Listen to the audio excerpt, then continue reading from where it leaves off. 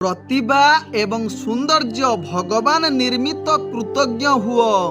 ख्याति एवं टंका मनीष द्वारा निर्मित कृतज्ञ हुओ। मनोभाव एवं अहंकार निजे सृष्टि, यहा प्रति निश्चित सावधान रुह। ओम विष्णवे नमो। नमस्कार, मु ज्योतिर्विद जजाति केशरी दास नहीं आसी कर्कट रास व्यक्तिंकर 2026 वार्षिक राशिफल। जदि आपण माने मते देखुचंती तेबे निश्चित लाइक करंतु। कमेंट बॉक्स रे आपणकर इष्ट देवतांको ना लेखंतु। जदि सब्सक्राइब करि नाहांती तेबे सब्सक्राइब करई दियंतु। तत्सहित बेल आइकन बटन निश्चित दबाई दियंतु, कारण मु छाड़ुथिबा वीडियो गुड़िक आपण माने प्रथमे देखि पारिबे। एबे चलंतु जानिबा कर्कट रास व्यक्तिंकर जहाँकि 2026 वार्षिक राशिफल। वर्षर आरंभ रे द्वादश घरे बृहस्पति गमन हेतु वृत्तिगत क्षेत्र रे आपण गुरुत्वपूर्ण होई न पारंती। आपणक कार्य रे सफलता हासिल करिबा पई स्थिरता निहाती आवश्यकता रहिछि। राहु अष्टम घरे अवस्थित होइथिबारु गुप्त शत्रु माने आपणक कार्य रे बाधा एवं समस्या सृष्टि करि पारंती। तेणु एही समय आपण आत्मविश्वास बजाई रखिबा उचित एवं कौनसी उद्यम आरंभ करिबा पूर्वरु निश्चित ध्यान पूर्वक काहाकू जणांतु नाही। आपण प्रत्येक कार्य जहाँकि करिबा पूर्वरु योजना प्रस्तुत करी कार्य करंतु। सुगम परिचालना क्षेत्र रे यह प्रयास करंतु। व्यवसाय चाकरी क्षेत्र रे आपण ए वर्ष हाराहारी मध्यम धरणे रहिबार जुग बनौछि, किंतु जहाँकि जून 2 परे परिस्थिति आपणकर भल हबार लागिबो। सप्तम घरे बृहस्पति प्रभाव आपणक व्यवसाय क्षेत्र रे भल लाभ आनी देबो। आपण उपरस्थ कार्यस्थ ऑफिसर बा आपणकर सहयोगी आपणको संपूर्ण समर्थन मिलिबो। लग्न रे थिबा बृहस्पति नूतन चिंताधारा योजना रे शुभारंभ करिवे एवं योजना गुडी को आपणको अनेक क्षेत्र रे सफलता एवं गुरुत्वपूर्ण निष्पत्ति आपणको सफलता प्रदान करिवार सुजोग देबो। धन संपत्ति क्षेत्र रे आपणकर आर्थिक दृष्टिरु वर्षरु आरंभ रे मध्यम रहिबो। तत्सहित द्वादश घरे बृहस्पति स्थान अर्थ प्रभाव को बाधा देबो, जहा फल रे आर्थिक प्रगति अभाव देखा देबो। एही समय रे आपण कौनसी निवेश करिबा बा ऋण दबारु वंचित रुहंतु, कारण टंका फेरी पाइबा आपण को कौनसी सूचक नाही। तथापि आपण निश्चित मातृ बा पितृजनित क्षेत्र जागारु आपण अनेक लाभ पाइबार सुजोग रही पारे।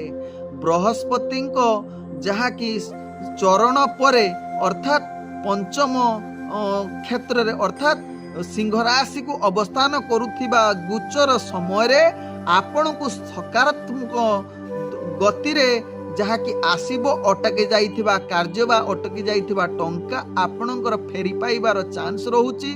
सप्तम घरे बृहस्पति दृष्टिरु स्त्री किंबा बंधु बांधव द्वारा आपण अनेक क्षेत्र रे लाभ पाइबे। आर्थिक परिस्थिति उन्नति करिबो, पूर्ण समर्थन सहयोग मिलिबो। आपणकर व्यवसाय क्षेत्र रे विस्तार करिबे। टंका अधिक खर्च करिबा सहित भौतिक खर्च रे सुविधा मिलिबो, जहाँकि 31 अक्टोबर क्षेत्र रे।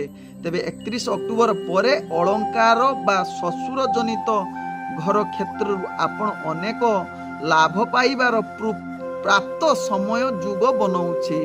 तेबे घर एवं परिवार समाज क्षेत्र रे परिवार दृष्टिरु आपणक पई ए वर्ष शुभ हेबो। चतुर्थ घरे बृहस्पति प्रभाव हेतुरु सदायक अर्थात सहायक हेबो।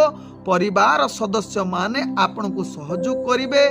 मनरे शांति सहयोग परिवार सदस्यଙ୍କ सहित भल संपर्क सुजोग रहिबो एवं आपणकर मामुଙ୍କ सहित भल संपर्क रहिबो। तांको द्वारा आपणकर अनेक कार्य हासिल हेबो।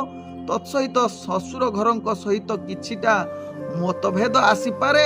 यह प्रति ध्यान दियंतु। जून 2 परे ଅନୁକୂଳ ସମୟ ରହିବ।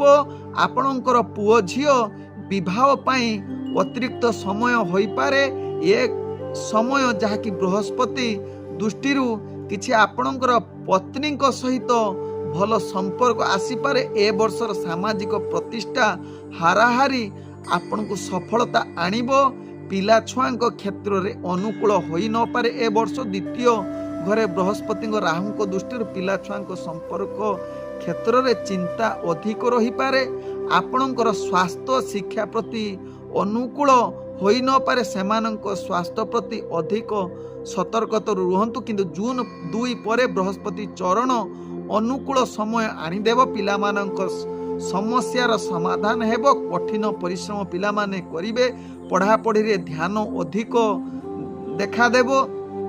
ଦ୍ୱିତୀୟ ସନ୍ତାନ ପାଇଁ ଯେଉଁମାନେ ଇଚ୍ଛା ବ୍ୟକ୍ତ କରିଛନ୍ତି ସେମାନଙ୍କ ପାଇଁ ଉଚିତ ସମୟ ହୋଇପାରେ, ଯାହାକି ଜୁନ 2 ପରେ। ବିବାହ ପାଇଁ ଯେଉଁମାନେ ଇଚ୍ଛା ରଖିଛନ୍ତି ଜୁନ 2 ପରେ ବିବାହ ପାଇଁ ସମୟ, ଯାହାକି ଶୁଭ ସମୟ ଆସିପାରେ।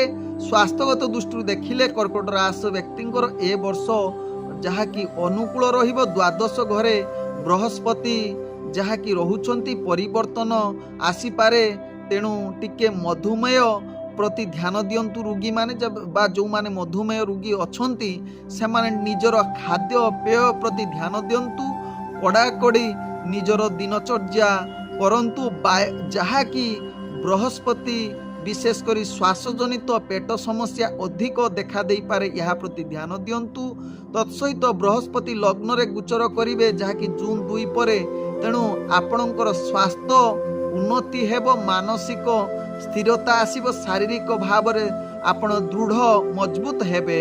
କ୍ୟାରିୟର ଦୃଷ୍ଟିରୁ ଦେଖିଲେ ପ୍ରତିଯୋଗିତା କ୍ଷେତ୍ରରେ ଅତ୍ୟନ୍ତ ଅନୁକୂଳ ରହିବ। ଷଷ୍ଠ ଘରେ ବୃହସ୍ପତି ଶନିଙ୍କ ମିଳିତ ପ୍ରତିଯୋଗିତାମୂଳକ ପରୀକ୍ଷାରେ ଅନେକ ପ୍ରକାର ସଫଳତା ପାଇବା ସହିତ ବେକାର ଯୁବକ ଯୁବତୀ ମାନେ ନିଶ୍ଚିତ ଆରମ୍ଭରେ ଚାକିରି ପାଇପାରନ୍ତି, ଯାହାକି ବର୍ଷ ଆରମ୍ଭରେ। ପ୍ରତିଯୋଗିତା କ୍ଷେତ୍ରରେ ଯାହାକି ଜୁନ 2 ପରେ ଛାତ୍ରଛାତ୍ରୀମାନେ ନିଶ୍ଚିତ ପ୍ରଗତି କରିବେ। ଆପଣଙ୍କ ଶିକ୍ଷା କ୍ୟାରିୟର ଦୃଷ୍ଟିରୁ ଶୀର୍ଷ ସ୍ଥାନରେ ପହଞ୍ଚିବେ। ଆପଣ ଉଚ୍ଚ ଶିକ୍ଷା ପ୍ରତିଷ୍ଠାନରେ ନିଜର ନାମ ଲେଖାଇବା ବା ବୈଷୟିକ କ୍ଷେତ୍ରରେ ଯେଉଁମାନେ ବୃତ୍ତିଗତ କାର୍ଯ୍ୟ କରୁଛନ୍ତି ସେମାନଙ୍କ ପାଇଁ ଅନୁକୂଳ ସମୟ ହୋଇପାରେ। ତେବେ ଏ ବର୍ଷ ଭ୍ରମଣ କ୍ଷେତ୍ରରେ ଯେଉଁମାନେ ଇଚ୍ଛା ବ୍ୟକ୍ତ ରଖିଛନ୍ତି ସେମାନଙ୍କର ଦ୍ୱାଦଶ ଘରରେ ବୃହସ୍ପତି ରହୁଥିବାରୁ ବିଦେଶ ଯାତ୍ରା କରିବା ପାଇଁ ଅନୁକୂଳ ସମୟ ହୋଇପାରେ। ଜୁନ 2 ପରେ ନବମ ଘରେ ବୃହସ୍ପତିଙ୍କ ଦୃଷ୍ଟି ହେତୁ ଯାତ୍ରାକୁ ସୂଚିତ କରେ, ଯାହା ଦ୍ୱିତୀୟ ଘରେ ଶନିଙ୍କ ଦୃଷ୍ଟି ହେତୁ ଦୀର୍ଘ ସହିତ କିଛି ନିଗୁଣ ବା କିଛି ଦୂରଯାତ୍ରା କରିବା ପାଇଁ ଆପଣଙ୍କର ଅନେକ ପ୍ରାପ୍ତ ସମୟ ଆସିପାରେ। ତେବେ ଏ ବର୍ଷ ଧାର୍ମିକ କ୍ଷେତ୍ରରେ ଯାହାକି କର୍କଟ ରାଶି ବ୍ୟକ୍ତି ଭଲ ସୁଯୋଗ ରହୁଛି। ମନ୍ଦିରିକ ଧାର୍ମିକ ସ୍ଥାନରେ ଆପଣ ଭଲ ସମୟ ଅତିବାହିତ କରିବା ପାଇଁ ପୂର୍ଣ୍ଣ ଯୁଗ ବନେଇପାରେ। ତେବେ ଏ ବର୍ଷ ଆପଣ ଯଦି ଭଲ ରହିବା ପାଇଁ ବା ସୁସ୍ଥ ରହିବା ପାଇଁ କିମ୍ବା ଆପଣଙ୍କ ଜୀବନର ଯେଉଁ ସମସ୍ୟାକୁ ଦୂରୀଭୂତ କରିବା ପାଇଁ ଏହି ଉପାୟଟେ କରନ୍ତୁ। କୌଣସି ଧାର୍ମିକ ସ୍ଥାନ ଯାହାକି ମନ୍ଦିର ବା ଯେକୌଣସି ସ୍ଥାନରେ କଦଳୀ କିମ୍ବା ବେସନ ଲଡ଼ୁ ଦାନ କରନ୍ତୁ। ତତ୍ସହିତ ପ୍ରତ୍ୟେକ ବୁଧବାର ଦିନ ଭଗବାନ ଗଣେଶଙ୍କୁ ଦୁବ ପ୍ରଦାନ କରନ୍ତୁ। ଆପଣଙ୍କର ଯେଉଁ ସମସ୍ୟା ରହୁଛି ସେ ସମସ୍ୟା ସମସ୍ତ ପ୍ରକାର ସମାଧାନ ହେବ।